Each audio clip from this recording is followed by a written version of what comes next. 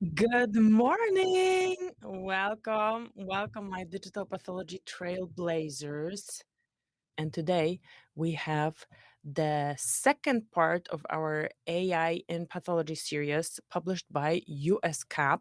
And we're going to be doing a deeper dive into generative AI, generative artificial intelligence in pathology. Learn about the newest digital pathology trends in science and industry, meet the most interesting people in the niche, and gain insights relevant to your own projects.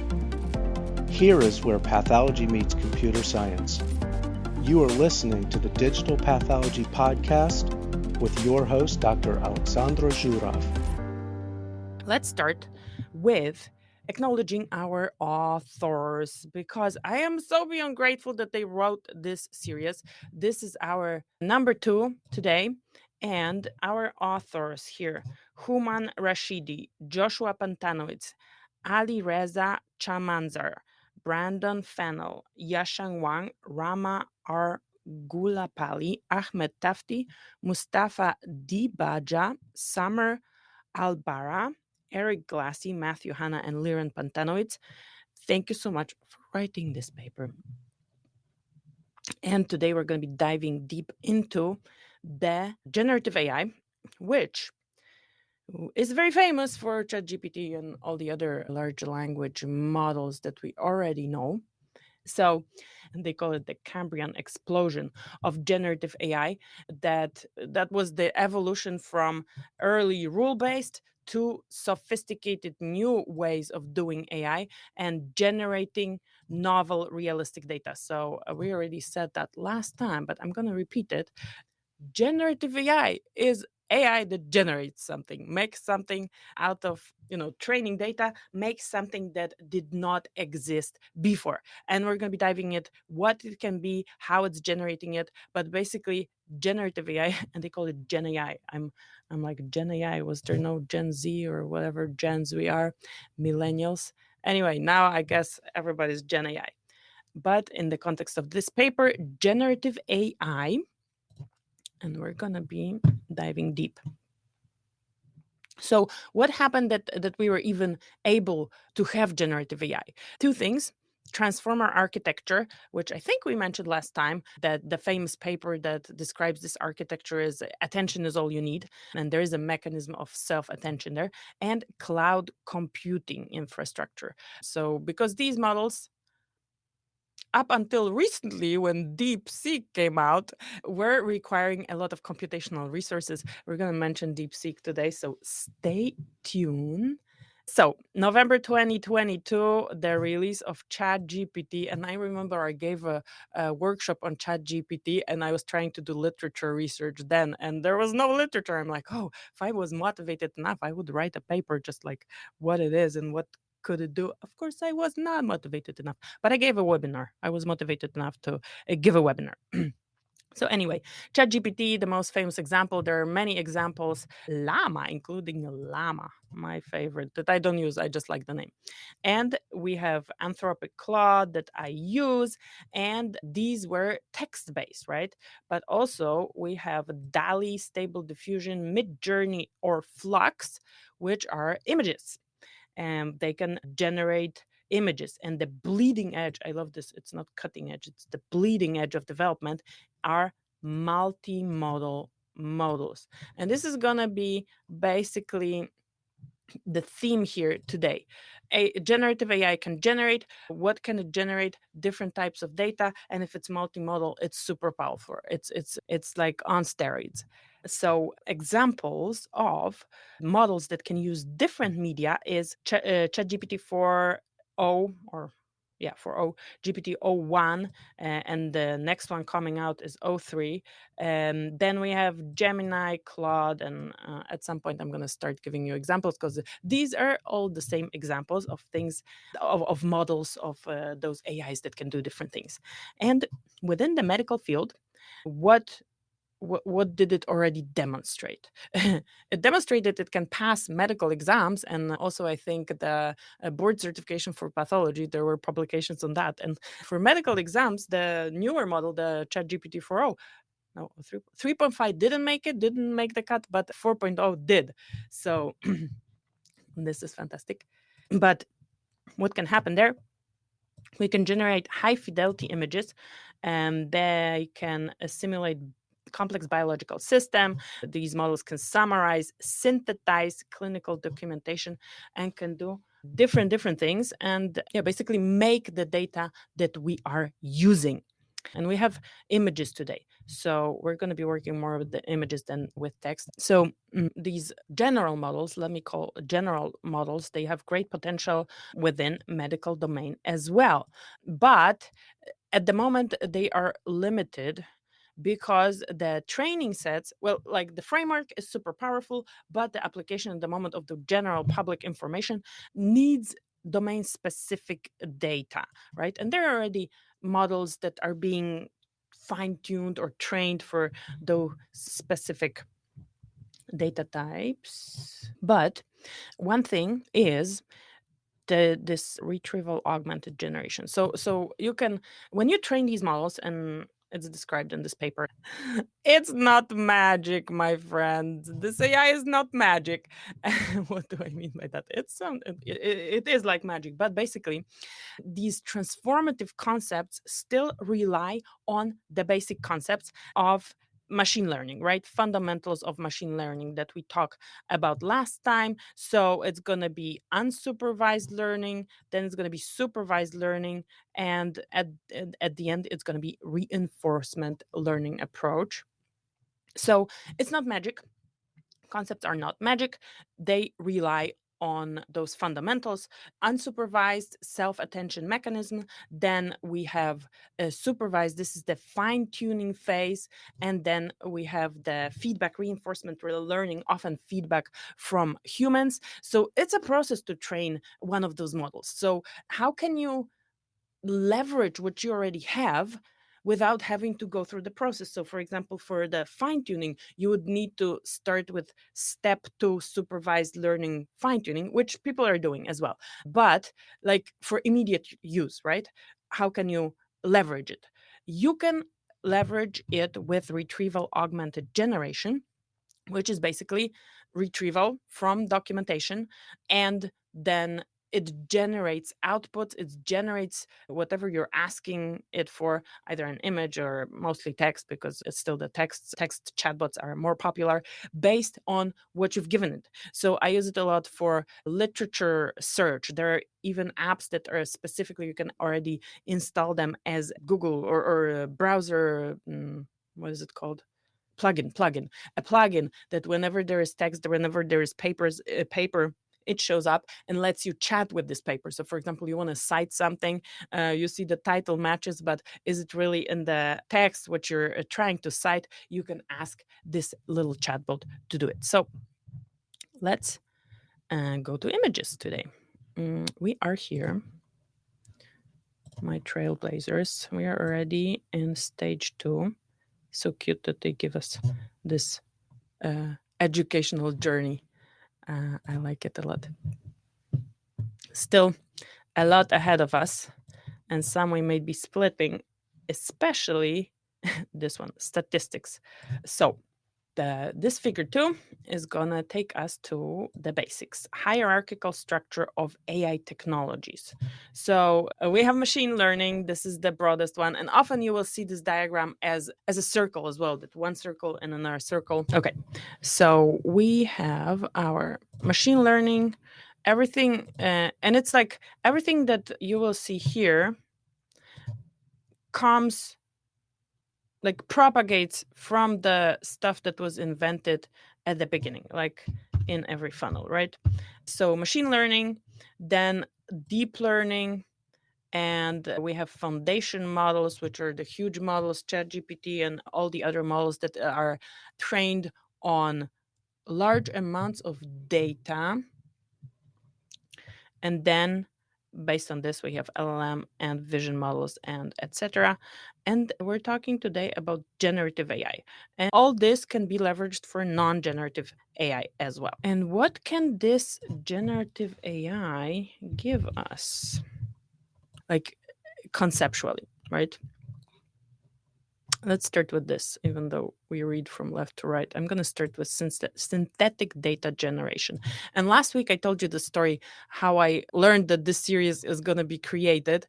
I talked to Human Rashidi at ACVP in 2023.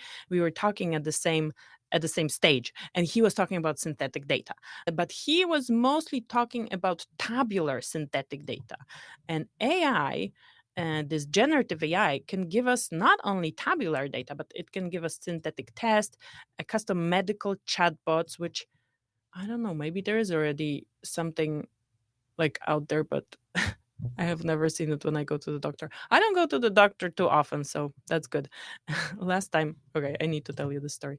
Last time I went to the for a knee exam. My knee was hurting because I was running too much. And then I told the doctor, well, when I stop running, it stops hurting. He's like looking at me. Yeah, how about you stop running? I'm like, yeah, I do when it hurts. Anyway, but the story here is I go in and there's a lady sitting next to a machine for electronic health records. So I go in there and like type my name, it's a touch screen, and I'm like, oh, high tech, fantastic. And I'm like, why are you sitting here? Oh, I'm sitting here because I need to encourage the people who come in to actually put it here in electronically. They're not used to it, especially older people. And I'm like, oh, good. That's like change management, good change management. And then I type everything, I click submit, and she's like, oh, and now go to that lady there at the counter, take a paper and put that again on paper because she needs a paper record as well. I'm like, what's the point? Yes. So I don't see those chatbots entering. Let's continue with synthetic data. So it can be text, it can be the tabular data that I mentioned, it can be, of course, video and whatever other type of data.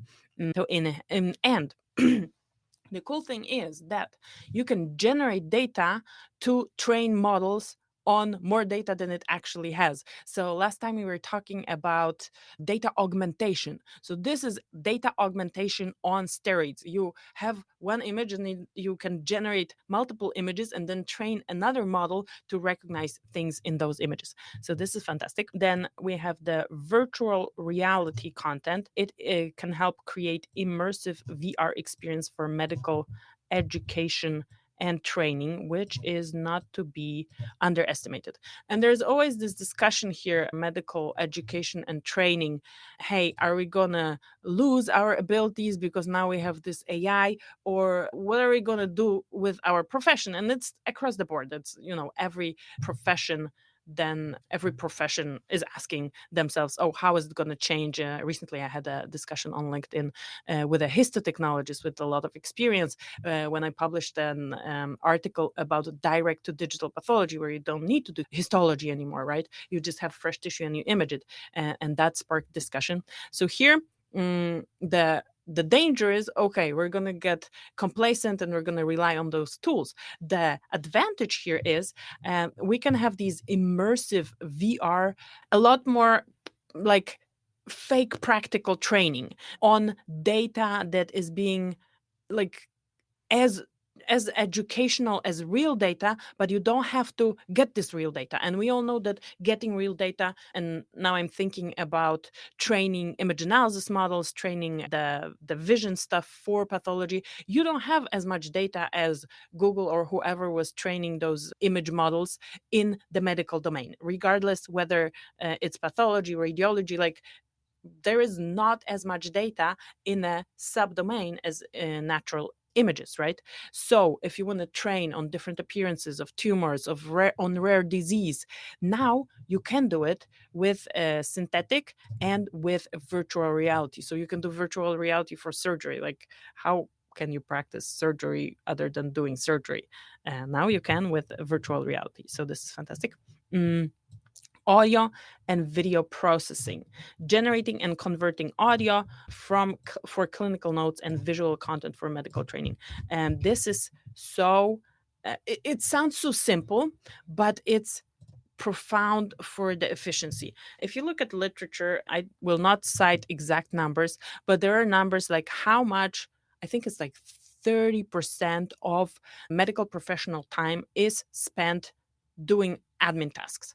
And one of those admin tasks is making clinical notes. And when you look on social media, on LinkedIn specifically, there's going to be like, oh, writing a clinical note, 2 weeks. What did I do during that consult? Here, audio and video processing, and you can dictate the note and you can have it real time. It's going to structure unstructured data, which is also a super important leverage of this AI, because it still is a bottleneck, and we are not getting rid of preparing data for AI. And we need to do that as well, but not to that extent. And individual users in the medical profession and across the board can basically use the unstructured data and make it structured, including audio, including like me, what I'm going to do with this. And that's going to be part of the surprise that I have for you at the end. What I'm going to do with these live streams, I'm going to update my book, because there is an AI chapter I published it in 2023. Hello, it's old in digital pathology world. But if you download this one from my website, you're going to get the updated version, of course, whenever it's out. But what I'm going to do, and that's why I'm so super grateful for those publications, because I can now cite them. I'm going to take the transcript of those live streams and prepare it in a structured way so that I can update my AI chapter in the book. And whenever it's out, I will let you know. So yeah, this audio and video processing, of course, natural language processing, enhancing and automating the drafting of documents, research of educational papers.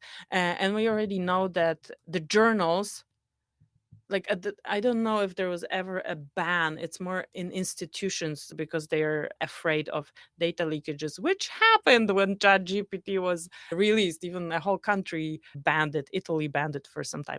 Anyway, but the journals, scientific journals, they basically require you to disclose, okay, what did you use AI for drafting, ideation, whatever, right? And there are even frameworks. A veterinary pathologist colleague of mine who I had on the podcast, Candice Chu, she actually trained a clinical pathology chatbot for veterinary pathology, and she publishes a lot and uses AI and has like a specific framework that she teaches at workshops, how to streamline and speed up your creation of publication, right? And then we have also image to text conversion. Here we are entering the multi-modal way of doing AI, and we can convert medical images into structured report using multi-modal AI. For example, using a pathology image to predict disease, followed by generation of diagnostic pathology report. I don't know how good those models are with that, but definitely there is the potential to do that, because if you have the option to do it with natural images with additional training, you can do it with medical images, because it has already been proven, well, that it can be interpreted, even though they are super complex. It's not going to be easy. It's not going to be straightforward, and it's not going to just require RAG that I love so much, that you like prepare data and it goes searches, because that's just text. But it's possible. So there is an option for creating a report from an image, which I think is fantastic and scary, both at the same time. So here is an example of a synthetic image from this paper. So here we have and this is real H&E, and the diagnosis here is an H&E recut of an BCL6 compressor gene B core rearranged sarcoma case. And you can see that it's a sarcoma because of its architecture, and something typical for sarcoma are these wavy cells. And there are different other diagnostic criteria, but I would know that this is, even though maybe I would not be able to diagnose it as a pathologist, I look at it and I know, okay, it's mesenchymal. And then I look at this one, at the B, and if I didn't know, I probably wouldn't know it was generated with AI, right? So that's impressive. And it's a publication, so we know that publications get the most beautiful parts of an image. But even if at the point of this publication, this is like just a little good corner of some image, which I'm just basically assuming the worst case scenario. That's amazing. That like I wouldn't be able to tell if I didn't know. That B is the synthetically generated H&E recut of the same created through the fusion model. And we need to talk about the fusion models versus GAN lines here. And the same, well, not the same, but this is already implemented for virtual stains. There has been commercial efforts in generating virtual stains that are indistinguishable from the non-virtual. This is being used for generalization across different domains. And by domains here, I mean scanner, different colors, different labs have different colors of H&E, right? And if you want to train a model, you need to somehow homogenize them. And this image creation is something that is being leveraged here. Mm, so impressive, right? And it doesn't have to be whole slide images. This is something I wanted to emphasize here, because whole slide images, and we talked about it, and the authors here talk about bias and ethical considerations. That's going to be an ongoing discussion as new tools come out. But one of the discussion points when we talk about countries with resources or places with resources, even within one city, and places with less resources, oh, whole slide imaging is a limiting technology because you may not have the resource. Well, you can do it with static images. And this is a lot less limiting technology because you can take your phone if you want and take a static image, high quality static diagnostic image, right? And by diagnostic, I mean it has enough diagnostic features for a pathologist to tell you what's in that image. I'm not talking about regulated diagnostics, but I'm talking about diagnostic quality. This is something you can totally do with the phone. And we also have options for multimodality. I have a special star for PathChat. I only knew what BD was. Not business development. I meant something else. BD, in my case, was breakthrough designation. So, breakthrough designation is like a category or like a speed lane from the FDA to go and develop something and put it in the regulated environment. Breakthrough designation. So, PathChat from the company, well, it's spun out of a research lab, but now it's a company called Modela.ai, and they got a breakthrough designation from the FDA to go and develop this chat. And it's multimodal and it has agentic capabilities. We're going to talk about agentic in a second. But what it does, and I met them at the conference. It's basically, and what I did, I had histology earrings. I took a picture with a phone, and we pasted it in PathChat and asked, "What do you see?" And it actually recognized what my earrings had. I don't have the earrings today. Next time I'm going to bring them. And then you could chat with the image, like you could chat. Okay, so it was a multinucleated giant cell. And is this which diseases do I need to consider as my differential diagnosis when I see this in an image? And you basically can have a discussion, and they have another agent that does image analysis, but basically they are very much trying to leverage AI to improve patient care through pathologist workflow and through support of pathologists and also pathology researchers. So that is path chat. And this can bridge the gap between various medical disciplines and various scientific disciplines. So what they said that they had this beta version that people could download, and a lot of image analysis researchers that do image analysis for pathology and in the medical domain, well, they are pathology specific, would download it because they don't have access to a pathologist. So they wanted something to tell them what's in the images.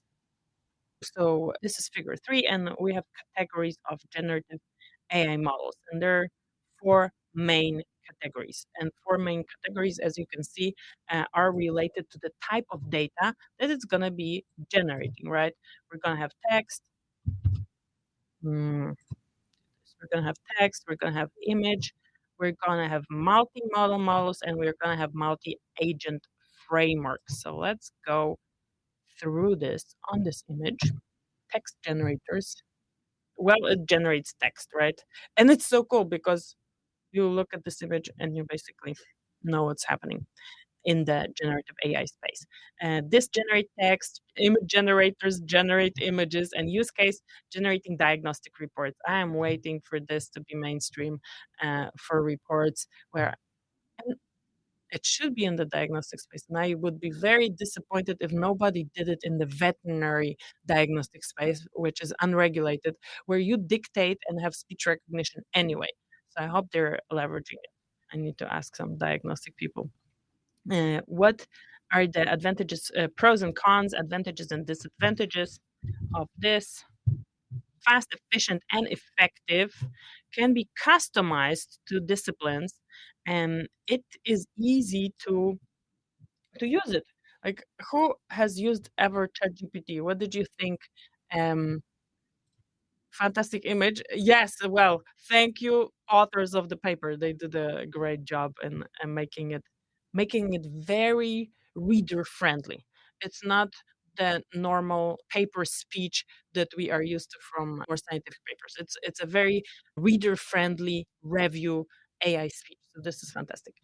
Okay, so the interface of ChatGPT, right? How difficult was it? Not difficult at all. You don't have to learn to use it. You just open it and you type, and that's the user interface. Ain't that brilliant? I think it's brilliant. So, and issues, of course, all the minuses, right? Bias is going to be showing up often. So, bias. Many of the best ones are still closed source. There's a discussion on open versus closed source, prone to hallucinations. And our examples are ChatGPT, Llama, Claude, Mistral, Gemini, but also the newest kid on the block that's resource efficient, DeepSeek, right? I need to find the text to talk a little bit more about hallucinations. So once we finish the image, I'm going to find that. Generating image. I love this. A picture is worth 1,000 words. You have one picture, you have this thing that generates images, and you have another picture times infinity. Very comprehensive. Um, so this one, the image generators generate images, and use cases is synthetic image data for clinical research and educational needs, and creation of synthetic biobanks, less red tape. This is so cool. I read about it. That was so the other applications are kind of like logical, but I didn't think about the synthetic biobanks. You can basically generate a bunch of images and let people use it for testing their solutions. Image analysis. I always talk about image analysis. Different, right? Different things. You can have synthetic biobanks of tabular data. You can have synthetic biobanks of image data. Yeah, and I think this paper with the applications, when you think about the applications, then you will know how to use it in a sense that, right, I will tell you how I use it for the non-medical space, well, educational space, right? If you're in the educational space, you can use it as well, but just a quick digression, right? How do you use it? You have now this capability. You can have ChatGPT for free. This DeepSeek probably has a free option. I didn't sign up yet. I will to check it. And you have a paper, you can query the paper, you can summarize the paper, you could dictate something and get it, transcribe it for you, and put it in a structured way in a table. So these are like quick hacks. What can you do? So with the tool. And actually your imagination and sky's the limit because you just get this tool, this leverage, and you can figure out, okay, when where can you apply it in your workflow. And obviously if it's behind regulations, then you're less free to use those tools, or you need to wait for the regulated tools. But if it's outside of the regulated space, education, veterinary medicine, some workflow efficiencies. Pros can synthesize many images for different use cases, enables open source options, And this is a visual medium that these are the minuses. May be limiting, use of which may be less user friendly than LLMs. LLMs are the large language models, so this is text. That's easy. You just type, right? The images may be a little bit difficult. And we have the black box element of AI. We talked about explainable AI last time. So this black box, there's a whole science disciplines trying to explain the AI black box in different ways. So that still is a limitation. And synthetic images are only as good as the real images. The consumer synthetic images that I see, like when you look on LinkedIn or even on my thumbnails and different things, you will recognize when people were using AI image generators. It doesn't mean that this is like the best it gets, but this is the easiest thing to generate, and you like give it the prompt and it generates an image, and I can immediately recognize that something was image generated. So then we have multimodal models, which use combination of data. And here, for example, integrating clinical notes and medical images, they the plus is going to be it can consider different types of inputs and produce several types of outputs. And the multimodal inputs allow for more advanced and nuanced pattern recognition. The problem is going to be evaluating their performance in real world application. So evaluating performance is of those AI models is a challenge in general. And then the more modalities you have, the more difficult it's gonna be. And need to plan how to effectively integrate multiple output modalities, as well as large computational resources and greater technical knowledge is required. Yes, at the moment, yes. And then the fourth level, or the fourth way of doing it, is multi-agent frameworks, where AIs are working with AIs to do different tasks. So the whole is greater than the sum of its part. I love the descriptions. So text simplicity is often the key to success. So here, this is crosstalk between different generative AI models, and it can analyze different aspects of the patient data. For example, images, notes, and other laboratory data. You can basically have agents, have different AIs for different things. It can compile it, it can summarize it for you, and then you look at it and think, okay, does it make sense or not? And then it can come to a consensus enhanced diagnosis based on all the evidence. So the pros is it maximizes model strengths and minimizes their weaknesses. So they like work together, the robots work together. But difficult to ensure desired interactions. So model incentive to work with others may be limiting. That would require some special design. And also computational resources, greater technical knowledge. Okay, I'm gonna be super vulnerable here. Here, a vulnerable moment. I wanted to have an agent for digital pathology plays, for creating content, for, like I'm telling you, having audio and then making structured posts out of it, and then social media posts and things like that. And I found this company. I'm not going to mention this company. And I'm like, this is it. I need to have it right now. First, I didn't really think through my use cases. I'm like, okay, what is the workflow that I want? And they offered like custom agent design. And I gave some like simple use case. And like I had to have it. I'm like, this is so fantastic. I must have it. It's gonna solve all my problems. I spent $1,500 on this and never used it because I didn't check if it connects with my Outlook. No, it was working with Google, and I don't run my business on Google tools. I run my business on Microsoft tools at the moment. So, yes, I spent this money, didn't use it because didn't check the basic freaking thing if it's going to integrate with my current workflow. So please do that, and like just don't spend money before you do your research like yours truly did and lost it. But that's okay. That's the price of education. I think when you consider that this is what I paid on my agentic AI education, probably there are courses that cost more than that. So that's okay. Okay, hallucination and bias. Okay, we're gonna get there, but first I want to mention this mixture of experts framework. Um, so the multi-agent frameworks also have enhanced flexibility and robustness. I bet they do. If I were diligent enough to do my due diligence before I bought my agent that I then discontinued, I would probably get it to be flexible and robust. And because they use different frameworks, and one of the frameworks is Mixture of Experts framework, seen in the Mixtral by Mistral, where model that intrinsically incorporates a dynamic and collaborative approach for multiple LLMs. So it leverages multiple LLMs and it like knows which LLM has which strength and then deploys the one that has the strength.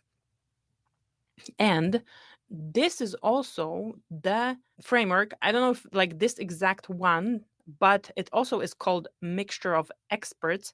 That is the framework behind the DeepSeek, which is so computationally light. So it only deploys a certain numbers of parameters depending on the query. It just activates like this narrow mm,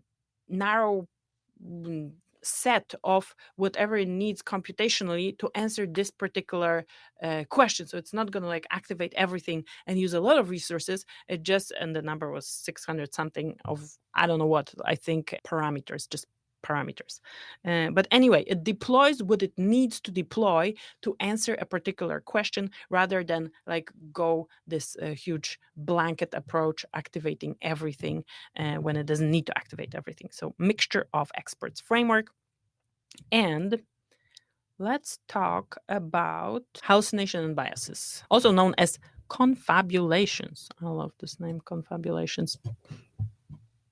So it's basically inaccuracies when you ask a question and you get an answer that is not correct. And the example they give here, and I have was supposed to be a heart here, that the sky is purple, which grammatically is correct, but factually is not true. Well, maybe when it's a sunset or a sunrise, it is true, but most of the cases, it's not true, right? But they say that you can minimize these things with different approaches. One of them is the RAG, the retrieval augmented generation, which we already mentioned.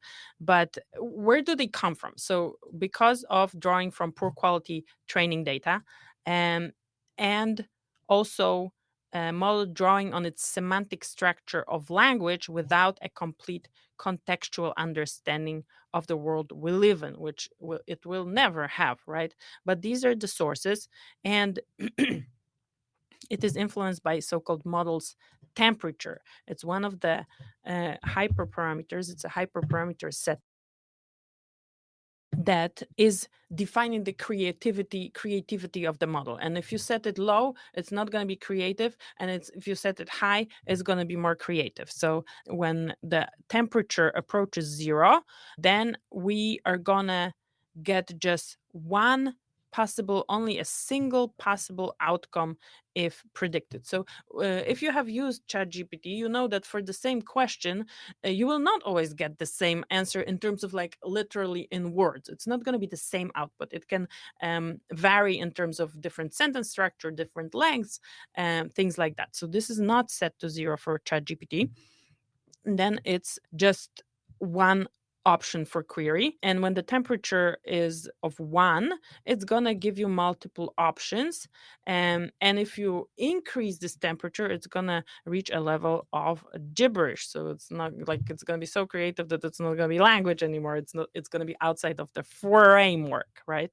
So you can work with this particular parameter, but of course, temperature is not the only factor that influences models' output diversity. There are different things, and they are giving just examples, something called top K and top P. I love it. Love the names.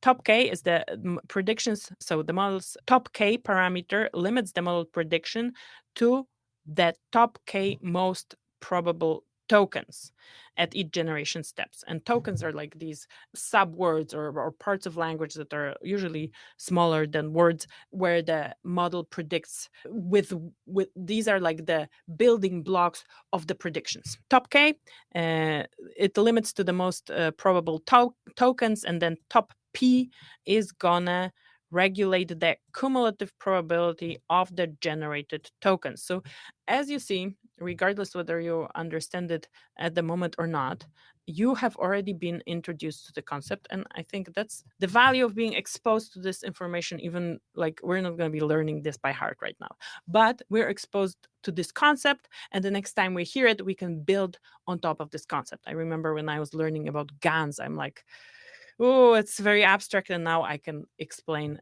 what a generative adversarial network is without any problem to somebody who have not heard about it. And that's going to be you as well, because you're right here.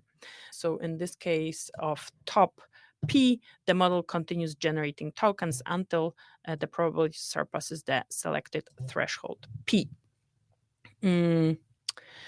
I will skip the open source versus closed source discussion.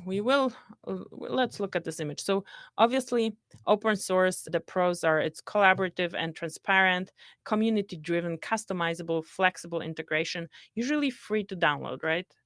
Free. We like free because it's free. And even if sometimes we can pay for things, and there are pros of paying for things, not everybody has the resources to pay for all the things, right?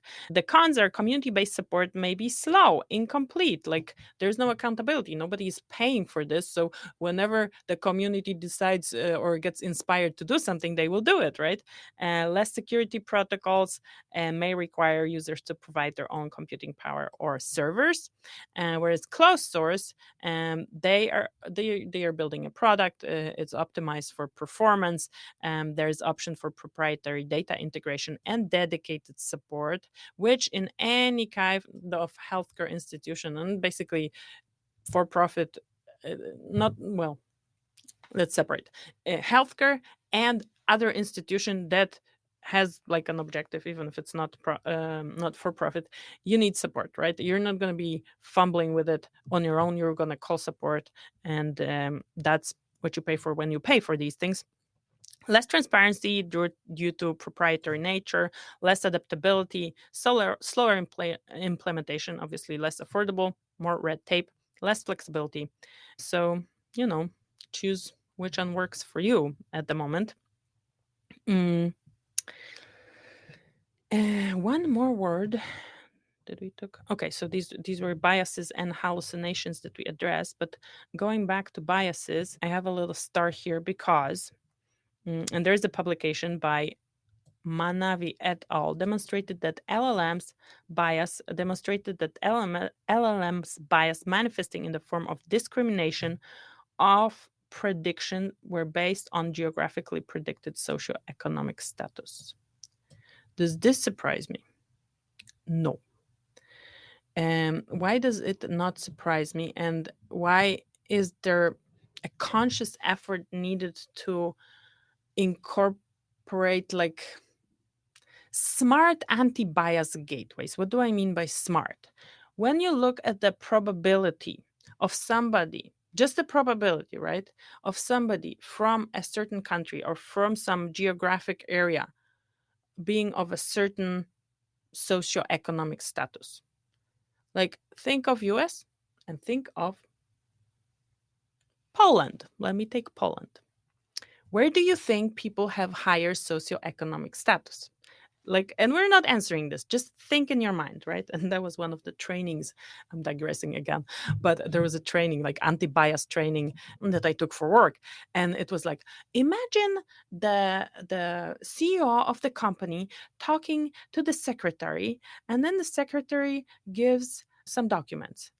And then the questions were, which gender in your mind was the CEO? Which gender was the secretary? And like, you don't even have to like click multiple choice. You already know in your head that you have an image of a certain position in a company being certain gender. And then they ask, okay, what race, or like different questions like that, right? You have this in your head based on experience. And in case of here, this geography, it's also based on probabilities. When you look, it doesn't mean that all people from Poland are going to be lower socioeconomic status than people in the US. But when you look like at percentages, maybe that's not even the case. But basically, probabilistically, mathematically, when you check those parameters, that's what it's going to be. And that means that this data, this socioeconomic data, goes into the training of the model. So is the model going to be biased? Yes, because it has biased. Well, it like the that's the data, right?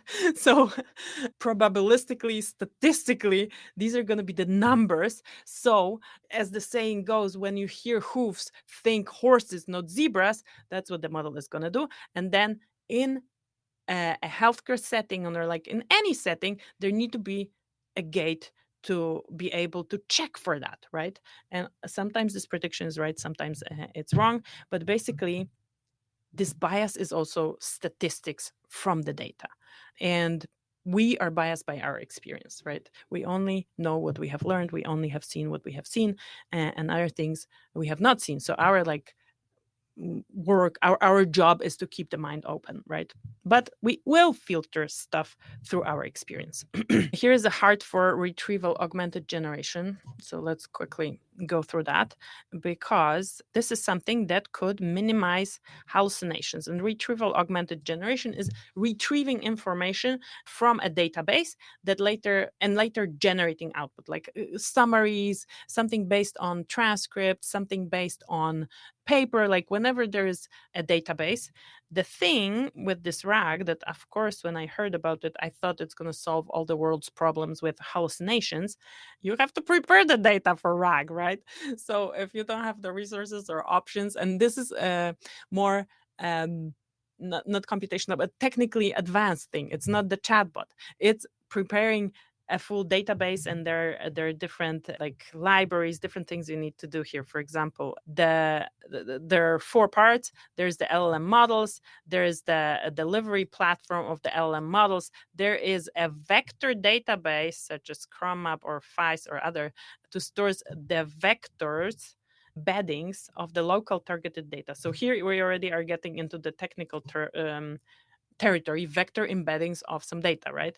And then there are certain libraries such as LangChain or Llama Index that facilitate the construction and interactions of these components. So this is a framework you have to build, and it's going to be complex because you need to prepare the data to be retrievable, and mostly it's text. We don't have a good image retrieval yet. Common tools for image generation is going to be the diffusion-based models and generative adversarial networks-based models. So what are the benefits and concerns of today and tomorrow? Let's start with the concerns. Well, navigating complex regulatory requirements, data security and privacy, of course, cost and scalability, transparency and accountability, consent issues, right? New ethical dilemmas that we're going to be inventing as we create new tools, and avoiding bias and ensuring model validity. What are the benefits? Improved diagnostic accuracy. I don't know. When I read this sentence, I always think, so we're like so inaccurate. We're good, right? But we can be better. So we can improve diagnostic accuracy, definitely improve treatment effectiveness and patient care. We can reduce with this healthcare cost, accelerate research and discoveries, and more time for the humans to refocus on important tasks machines cannot do. So I have published a podcast recently with Dr. Leah Joseph, and I think part of our discussion was, okay, when we can leverage AI to free us up from, for example, the admin tasks that I mentioned, then we can actually talk to the patient. And she's a pathologist, even though we know what the stereotype um, of a pathologist is, of a doctor sitting in the basement looking at slides. She is a very patient-centric pathologist, and there's another one that I interviewed for the Digital Pathology Podcast, Dr. Marilyn Bowie. She's a cytopathologist, so she actually um, sees patients for the procedures.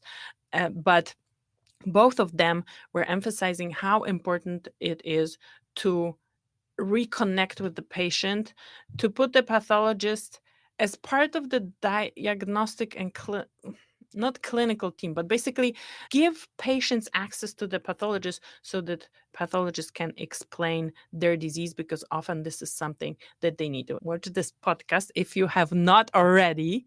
And we want to thank the Computational Pathology and AI Centers of Excellence at the University of Pittsburgh. And I promised you the Valentine surprise, which is basically a course that you can get. There's a QR code for you that will take you to a course about AI in pathology. How is this course built and what is it going to give you? It's going to give you a framework to build your new knowledge on, new AI knowledge that you will acquire through reading papers, going to conferences, showing up. And this is a framework, and what is going to be in there as we go through those live streams, but basically all the recordings of the full series with those papers is going to be in the course. And this course is currently costs, I think, $99, but I have a code for you, and the code is 50% off. If you use the code FILE50, should give you 50% discount. This is something we are building out. I know I was kind of promising, well, there's going to be a shop with different things, and this course is going to be in the shop. And today, because it's Valentine's, there's a 50% discount for the course. So go ahead, check it out, see what's in there. So if you don't want to pay for this information is available on YouTube. What I am giving you here is the structured way of accessing it, and this thing is going to be updated on a regular basis. So I'm going to be, whoever gets this course gets it forever for whatever price you get it for, and at this moment it's a discounted price, but the content of the course is going to be updated. So like I told you from the book, right? The AI chapter is outdated. I need to update it. So it's going to be the same with those videos, and it's going to be structured. It is structured in a logical way so that you can follow the progression of concepts that you need to learn to be able to be AI literate. And the papers that we are discussing in those free live streams are going to be part of it for whenever you need them. There are real life examples from papers from different publications about eosinophilic esophagitis, and if you look at these images, they have something in common. One of them is the tool that they were AI generated. So we have real life examples about different applications of AI. We have also deeper dive in different things like whole site repositories. Is decentralized AI the future of pathology? What are foundation models?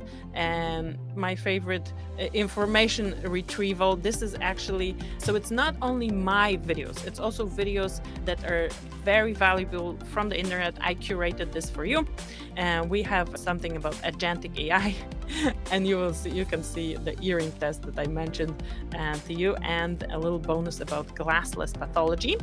Currently, we have 18 lessons here. Regardless what you decide to do, I am super grateful that you are here, and I appreciate you so much. Have a fantastic day, and let's keep pushing the boundaries of digital pathology. Have a wonderful day, and I talk to you in the next episode.